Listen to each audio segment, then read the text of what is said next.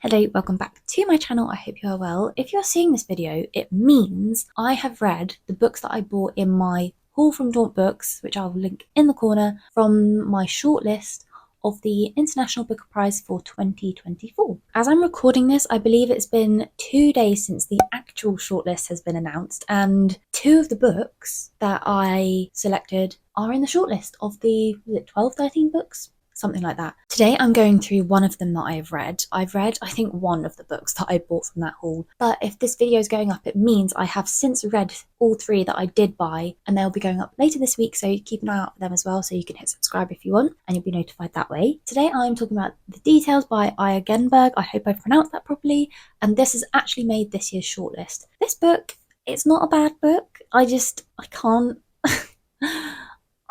It's good, but it's just not quite my cup of tea. And I think I kind of knew this when I was going into selecting these kinds of books from such a prestigious prize, should we say.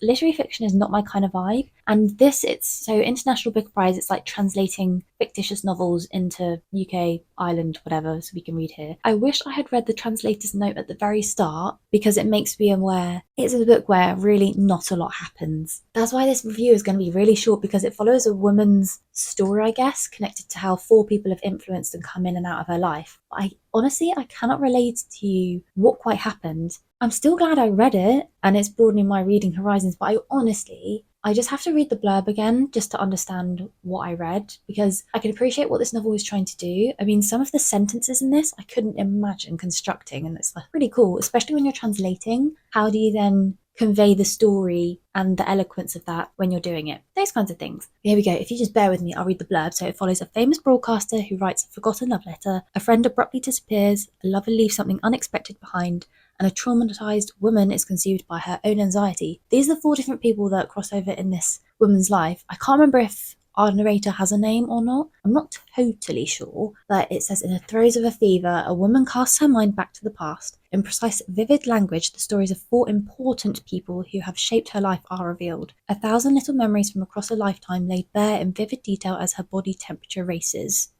I'd be interested, if you have read this, to put some comments down below. That'd be really interesting, of what you thought of this, because yes, like the translator said, it's a novel where really not a lot happens. I just read it where there is no plot, similar to some previous books I've read or I've just recently reviewed.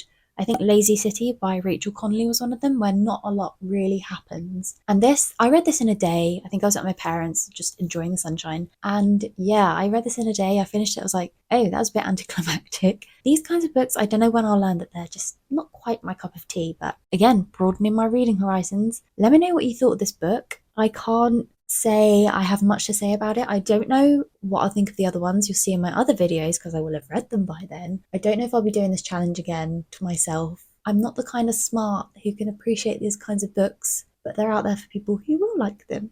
So yes, if you enjoyed this video, give it a like, that'd be nice, and hit subscribe. It'd be great to have you here, where there'll be some other books that I can promise you I am more enthusiastic about. Remember, this is not a bad book, it's just not my cup of tea, and that's okay.